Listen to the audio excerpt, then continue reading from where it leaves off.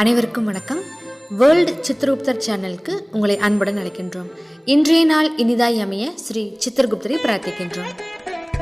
இன்றைக்கான பதிவில் என்ன ஒரு ஆன்மீக தகவலை நம்ம தெரிந்து கொள்ள போகின்றோம் என்றால், இந்த சித்திரை மாதத்திற்கான பலன்கள் பற்றியும், இந்த சித்திரை மாதத்தில் ஏற்படக்கூடிய பயிற்சியினால ஒவ்வொரு ராசிக்காரர்களுக்கும் எந்தெந்த இடத்தில் எந்த ராசி நமக்கு இடம்பெயருது, அதனால நமக்கு என்ன ஒரு பலன் கிடைக்கும் அப்படிங்கிறத பற்றி தான் பார்க்க போறோம். வாங்க வீடியோக்குள்ள போகலாம்.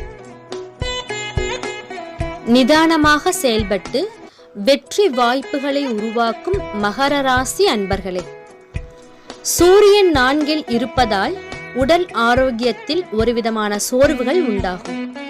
வர்த்தகம் சார்ந்த விஷயங்களில் விவேகம் வேண்டும்.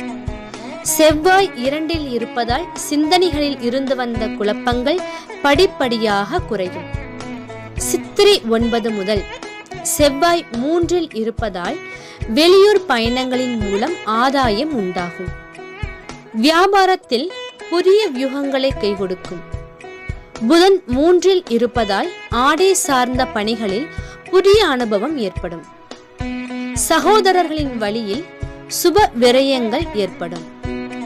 சித்திரை 23 முதல் புதன் 4 இருப்பதால் சொத்து சார்ந்த வழக்குகளில் பொறுமை காக்கவும். சுக்கிரன் 3 இருப்பதால் கல்வியில் இருந்து வந்த குழப்பங்கள் குறையும். சித்திரை 12 முதல் சுக்கிரன் 4 இருப்பதால் உடன் இருப்பவர்கள் பற்றிய புரிதல் உண்டாகும்.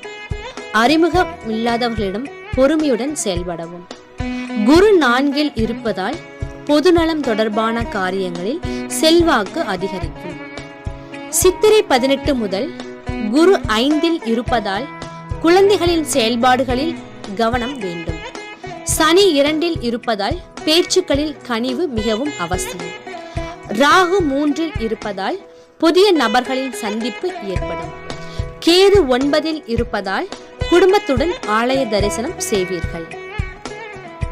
சிவன் வழிபாடு சிறப்பை தரும்.